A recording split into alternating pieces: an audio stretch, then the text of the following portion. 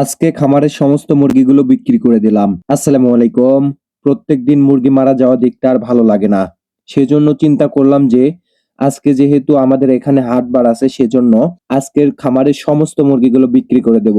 যদিও আমি চিন্তা করেছিলাম যে ৪৫ দিন থেকে ৭ দিনের মধ্যেই বাচ্চাগুলো বিক্রি করে শেষ করব আস্তে আস্তে। তবে এটা আর আমি করতে পারলাম না। যেহেতু আমার খামারে ভাইরাসে অ্যাটাক করেছে সেজন্য আমাকে আজকেই সমস্ত মুরগিগুলো বিক্রি করে দিতে হচ্ছে। কেননা আমি যদি এই সময় মুরগির বাচ্চাগুলো না বিক্রি করি তাহলে আস্তে আস্তে আমার সমস্ত মুরগিগুলোই মারা যাবে। এখানে আমি আর কিছুই করতে পারবো না। যদিও আমি এখানে অনেক পরিমাণ ঔষধ প্রয়োগ করেছি, এতেও কোনো কাজ হয়নি। প্রত্যেকদিন ২টা ৩টা করে মারা যাচ্ছে। এখানে আমি কিছুই করতে পারছি না। সেজন্য আমি চিন্তা করে দেখলাম যে এগুলোকে আমাকে বিক্রি করতেই হবে। অন্যথায় এগুলোকে বাঁচানো যাবে না। নতুন একটা পরিবেশে যদি চলে যায় এই মুরগির বাচ্চাগুলো, যদিও বাঁচতে পারে, কিন্তু আমার এখানে থাকলে একটাও বাঁচতে পারবে না। সেজন্য আমি আজকে সমস্ত মুরগিগুলো বিক্রি করে ফেলবো।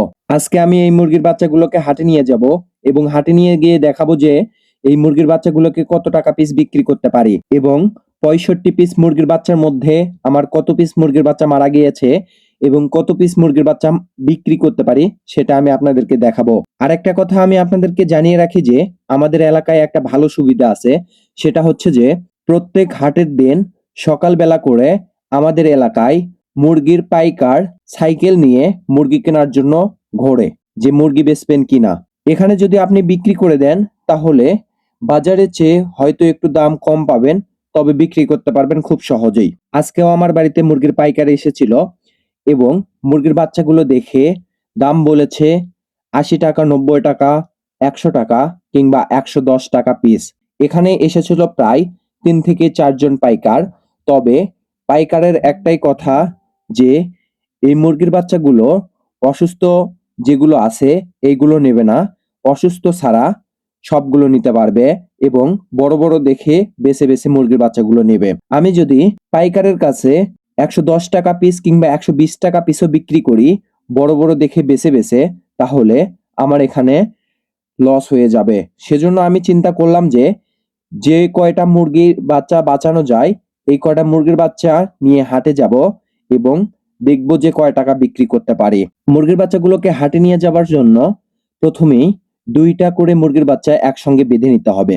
গৃহস্থরা যারা আছেন মুরগির বাচ্চা সাধারণত যারা হাটে বাজারে বিক্রি করেন তারা ২টা করে মুরগির বাচ্চা একসঙ্গে বেঁধে নিয়ে যান এবং ২টা ৪টা ৬টা কিংবা ৮টা ১০টার মতো করে মুরগির বাচ্চা একজন কিনে নিয়ে যান।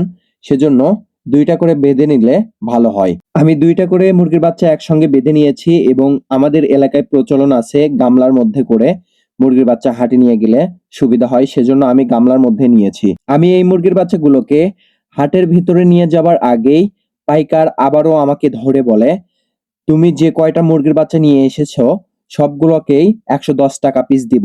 এখানে অসুস্থ থাক কিংবা সুস্থ থাক সেটা আমার দেখার বিষয় নেই। ভিডিও চিত্রে দেখতে পাচ্ছেন আমার এই মুরগির বাচ্চাগুলো দেখে কত কাস্টমার এসে জড়ো হয়েছে।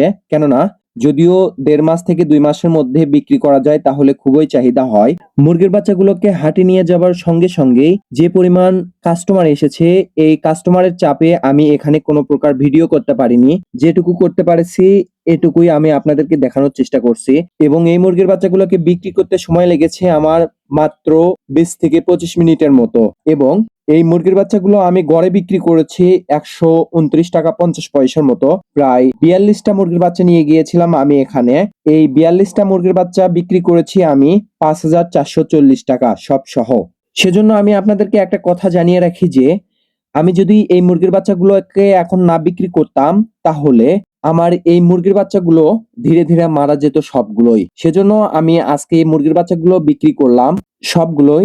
যদিও আমার এখানে সেরকম কোনো লাভ হয়নি, তবে মোটামুটি চালানটা উঠে এসেছে। আমার এখানে মুরগি ছিল প্রায় ৬৫ পিসের মতো। এখান থেকে মারা যেতে যেতে প্রায় চলে আসে ৪৫ পিস। এখানে অসুস্থ মুরগি ছিল প্রায় ৩ পিস। সেখান থেকে এই ৪২ পিস নিয়ে যায় এবং বাড়িতে ৩ পিস রেখে যায়।